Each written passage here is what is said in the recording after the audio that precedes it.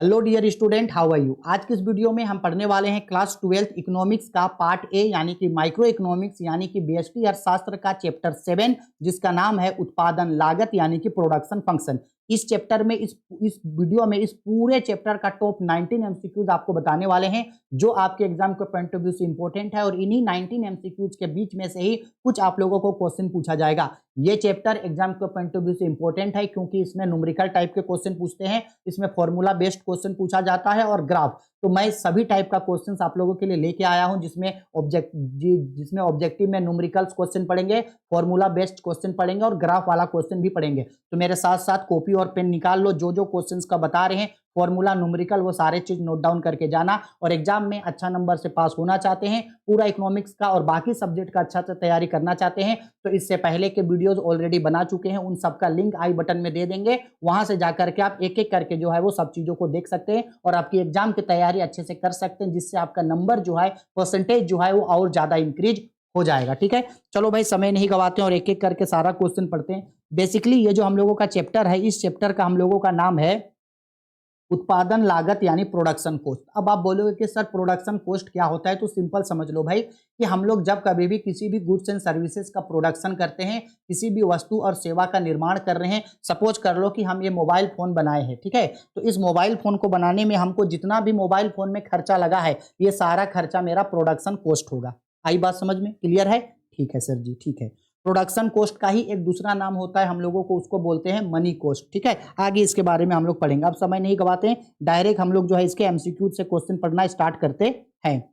देखो सबसे पहला क्वेश्चन में बोल रहा है मौद्रिक लागत में निम्नलिखित में से किसे सम्मिलित किया जाता है, which of the following is included in money cost. अब आप बोलोगे कि सर ये मनी कॉस्ट क्या होता है, तो पहले इसका मतलब समझो कि ये जो मौद्रिक लागत है इसका मतलब क्या होता है। तो सिंपल सा बात है सर जी, किसी भी गुड्स का प्रोडक्शन करने में जो भी पैसा खर्चा हुआ है, जो प्रोडक्शन कॉस्ट होता है ना, उत्पादन लागत, उसी उत्पादन लागत को मौद्रिक लागत बोलते हैं, यानी प्रोडक्शन कॉस्ट को मनी कॉस्ट बोलते हैं। अब किसी भी तरीके का खर्चा है, डायरेक्ट एक्सपेंसेस है, इनडायरेक्ट एक्सपेंसेस है, नॉर्मल एक्सपेंसेस है, कुछ भी है भाई, कुछ भी, जितना भी पैसा उसमें खर्चा हुआ है वो सब चीज, ठीक है, सब चीज मौद्रिक लागत के अंतर्गत आता है। तो इसका राइट आंसर होगा option number D, all of these.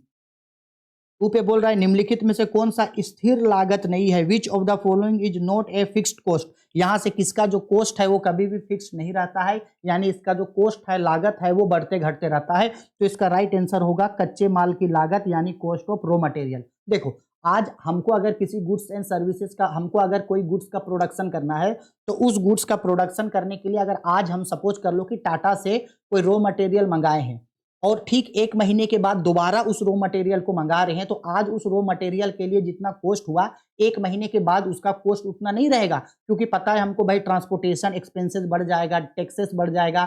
इस वजह से जो है रॉ मटेरियल का जो प्राइस जो है वो, कॉस्ट जो है वो क्या हो जाएगा, इंक्रीज डिक्रीज हो जाएगा, मतलब घट बढ़ जाएगा। ठीक है, अच्छा इसके अलावा आपके मन में सवाल आएगा सर कि बीमा के प्रीमियम, इंश्योरेंस प्रीमियम क्या घटता बढ़ता नहीं है? नहीं। अगर आप एक बार किसी चीज का इंश्योरेंस करवा लिए, सपोज कर लो आप होम इंश्योरेंस करवाए हैं, हेल्थ इंश्योरेंस करवाए हैं, एक्सीडेंटल इंश्योरेंस करवाए, सपोज कर लो आप एलआईसी करवा लिए हैं, अपना लाइफ इंश्योरेंस, तो लाइफ इंश्योरेंस करवा लिए 10 साल का, अब आपको प्रीमियम भरना है। अब वो जो इंश्योरेंस का जो प्रीमियम होगा वो फिक्स्ड प्रीमियम होता है, ठीक है, या तो महीना महीना भरना है 1000, या 3 महीना में भरना है, या साल में भरना है, तो वो अमाउंट फिक्स रहता है, प्रीमियम बढ़ता घटता नहीं है, प्रीमियम फिक्स है। ठीक है, ब्याज, इंटरेस्ट, आप कभी भी किसी भी चीज के ऊपर जब इंटरेस्ट लगाते हो या इंटरेस्ट चार्ज करते हो तो उसका भी एक फिक्स्ड अमाउंट रहता है कि देख भाई 5% इंटरेस्ट लेंगे, 6% इंटरेस्ट लेंगे, 10%, फिर वो बदलेगा नहीं। ऐसा नहीं है कि हम पहले बोले थे कि 10% इंटरेस्ट लेंगे, अब इंटरेस्ट को बढ़ा करके कर दे रहे हैं 20%, तो नहीं भाई, इंटरेस्ट फिक्स रहता है। ठीक,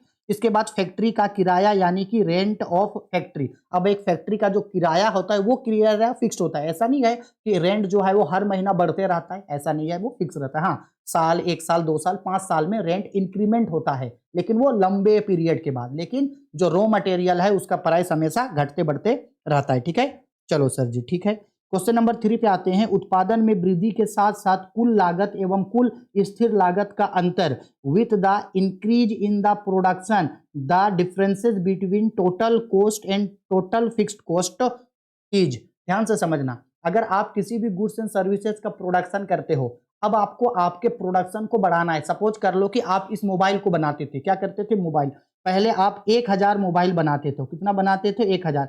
तो इस मोबाइल में कई अलग अलग तरीके का कॉस्ट लगता है, बेसिकली 3 तरीके का लागत होता है, उसको हम आगे पढ़ेंगे, ठीक है। एक होता है कुल, एक होता है औसत और एक होता है परिवर्तन, इसको बाद में पढ़ेंगे। सपोज कर लो अब आप 1000 पहले आप मोबाइल फोन बनाते थे, तो इसमें 2 तरीके का खर्चा लगता था। एक लगता था आपका कुल लागत, कुल लागत का मतलब होता है टोटल कॉस्ट, और एक होता है आपका स्थिर लागत, स्थिर लागत। अब देखो आप क्या कर रहे हो, आप ना, अब आप प्रोडक्शन को बढ़ा रहे हो। अब आप 1000 की जगह चाहते हो कि अब आप 2000 मोबाइल फोन बनाओ। जब 2000 मोबाइल फोन बढ़ाओगे तो इसका कॉस्ट बढ़ेगा। अब अगर कॉस्ट बढ़ेगा तो जाहिर सी बात है, ये जो कुल लागत है, ये कुल लागत क्या हो जाएगा, बढ़ जाएगा। स्थिर लागत वही रहेगा क्योंकि वो फिक्स्ड है, लेकिन जो कुल लागत होता है वो परिवर्तनशील लागत है। तो जो कुल लागत है, जो हम लोगों का ये variable cost, sorry fixed cost है, वो क्या हो जाएगा, और ज्यादा बढ़ते जाएगा। स्थिर लागत, फिक्स्ड कॉस्ट यहां रहेगा, लेकिन जो कुल लागत है वो क्या हो जाएगा, बढ़ते जाएगा, बढ़ते जाएगा। तो दोनों के बीच का जो दूरी है, दोनों का जो कॉस्ट है, वो समय के साथ साथ क्या हो जाएगा भाई, बढ़ता जाएगा। नॉर्मल बात है भाई, खर्चा कर रहे हैं, प्रोडक्शन बढ़ा रहे हैं, तो कॉस्ट बढ़ाना होगा। कॉस्ट बढ़ाना होगा तो कुल लागत, स्थिर लागत स्थिर रहेगा, कुल लागत बढ़ते जाएगा और इन दोनों का बीच का दूरी बढ़ते जाएगा, ठीक है। आगे बोल रहा है क्वेश्चन नंबर 4 पे, उत्पादन की मात्रा में परिवर्तन का प्रभाव है, change in production quantity effect. अगर सिंपल सा बात है कि अगर आप कभी भी प्रोडक्शन क्या क्वांटिटी को बढ़ा या घटा रहे हो, तो प्रोडक्शन का क्वांटिटी को बढ़ाने और घटाने से किस चीज पे प्रभाव पड़ता है, परिवर्तनशील लागतों पर। किस पे भाई, ओनली वेरिएबल कॉस्ट। आपका जो परिवर्तनशील लागत है, यानी कि बेसिकली कुल लागत जो है, इसमें उसका प्रभाव पड़ता है, वही इंक्रीज या डिक्रीज होता है, ठीक है। आ गया, आगे बढ़ते हैं, नेक्स्ट क्वेश्चन आते हैं क्वेश्चन नंबर 5 पे। बोल रहा है उत्पादन बंद कर देने पर निम्नलिखित में से कौन सा प्रभाव पड़ता है, what happens when production is shut down. यानी प्रोडक्शन कुछ नहीं कर रहे हैं, 1000 मोबाइल फोन बनाते थे ना, अब मोबाइल फोन को क्या कर दिए, जीरो। जीरो यानी कि कोई मोबाइल फोन का प्रोडक्शन नहीं है, मोबाइल फोन का प्रोडक्शन जीरो। अब सिंपल बात है, जब मोबाइल फोन का प्रोडक्शन हम लोग जीरो कर दिए हैं, तो इससे जो है परिवर्तनशील लागत भी क्या हो जाएगा, शून्य हो जाएगा, यानी वेरिएबल कॉस्ट बिकम जीरो। क्यों, क्योंकि प्रोडक्शन जीरो कर दिए हैं। अब अगर प्रोडक्शन जीरो किए हैं तो उसका जो कॉस्ट है वो भी जीरो हो जाएगा। और याद रखना कौन सा कॉस्ट जीरो होगा, परिवर्तनशील लागत यानी कि वेरिएबल कॉस्ट, ये नहीं कि फिक्स्ड कॉस्ट वगैरह भी। क्वेश्चन नंबर 6 में बोल रहा है निम्नलिखित में सही अंकित कीजिए, which of the following is correct. तो एक फॉर्मूला होता है, आपको फॉर्मूला याद रखना है, प्रीवियस ईयर में एक क्वेश्चन पूछा गया था, total variable cost is equal to total cost minus total fixed cost. ये फॉर्मूला होता है, इसको याद रखना, 6 का आंसर ए, ठीक है। आगे बढ़ते हैं क्वेश्चन नंबर 7 पे, औसत परिवर्तनशील लागत है, average variable cost can be defined as. Formula पूछ रहा है, ठीक है। औसत परिवर्तनशील लागत का फॉर्मूला होता है कुल परिवर्तनशील लागत डिवाइडेड बाय मात्रा, क्वांटिटी, ठीक है। तो फॉर्मूला होता है इसका total variable cost divided by quantity. Question number 8 में बोल रहा है उत्पादन में वृद्धि के साथ साथ कुल लागत एवं कुल परिवर्तनशील लागत में क्या अंतर होगा, with increase in output the differences between total cost and variable cost. देखो इससे पहले जो क्वेश्चन पूछा था उसमें टोटल कॉस्ट और टोटल फिक्स्ड कॉस्ट के बारे में पूछा था।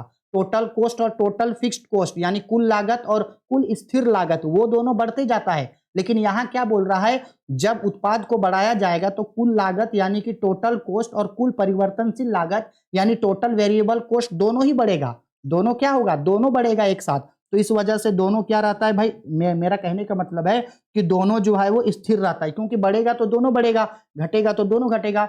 समझ में आ रहा है, स्थिर रहता है, उसमें चेंजेस नहीं आता है, उन दोनों में स्थिर रहता है।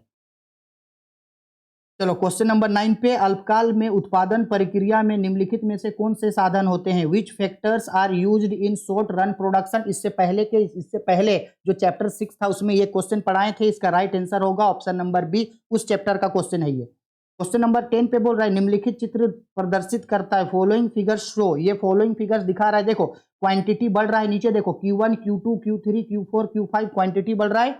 क्वांटिटी बढ़ने के साथ साथ देखो उसका कॉस्ट भी जो है वो बढ़ रहा है, यानी परिवर्तनशील लागत जो है वो बढ़ रहा है। परिवर्तनशील लागत कुल परिवर्तनशील लागत को दिखाता है कि जैसे जैसे क्वांटिटी बढ़ रहा है परिवर्तनशील लागत बढ़ रहा है, ठीक है। आगे क्वेश्चन नंबर 11 पे बोल रहा है अवसर लागत का वैकल्पिक नाम है। मोस्ट इंपोर्टेंट क्वेश्चन, हमको लगता है इस साल एग्जाम में ये क्वेश्चन पूछेगा भी, इसको मार्क कर लो।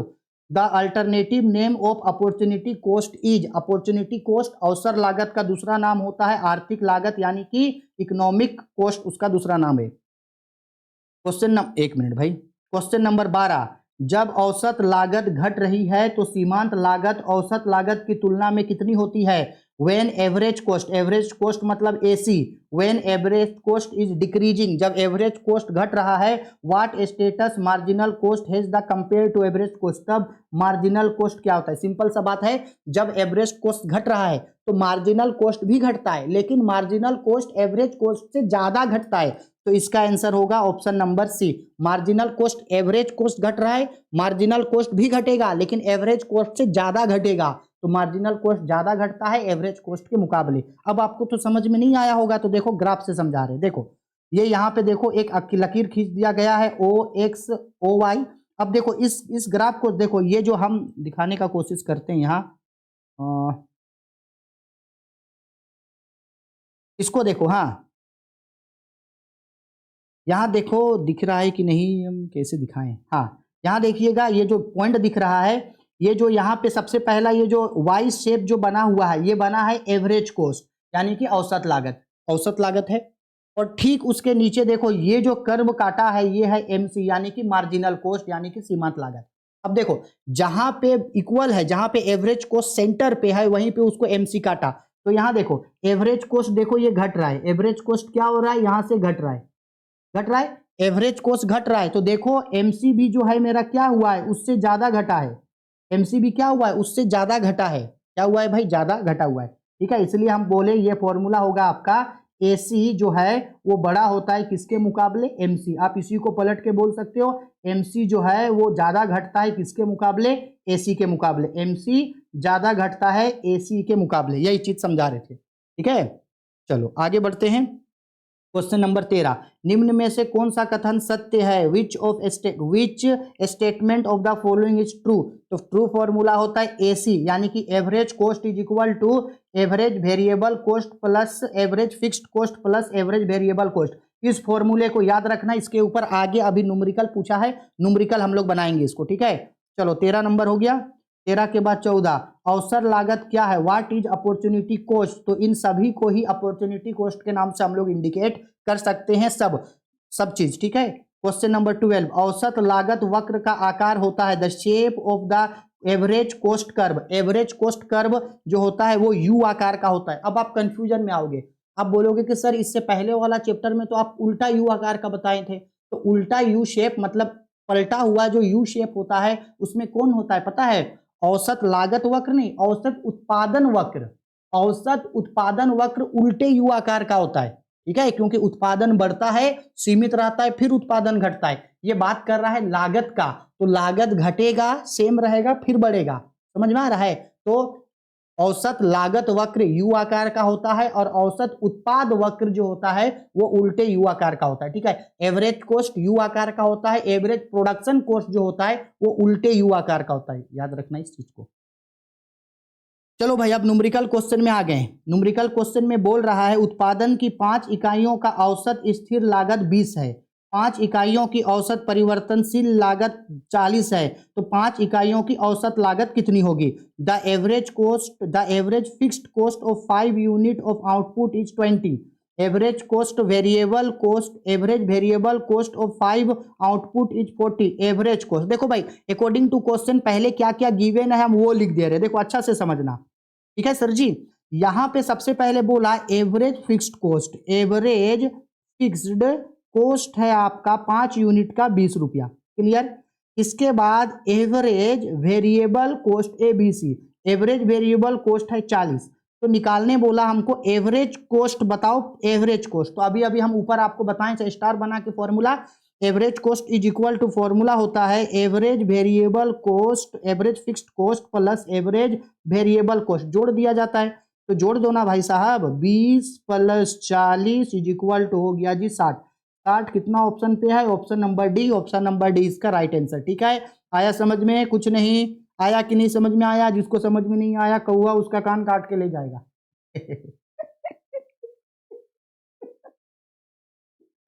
ऑफलाइन क्लासेस में जब स्टूडेंट लोग को पढ़ाते हैं ना तो ऐसे ही बोल बोल के परेशान कर देते, तो सबका माइंड खुल जाता है कि अरे बाप रे, पढ़ाते पढ़ाते सर कहाँ चले गए अचानक।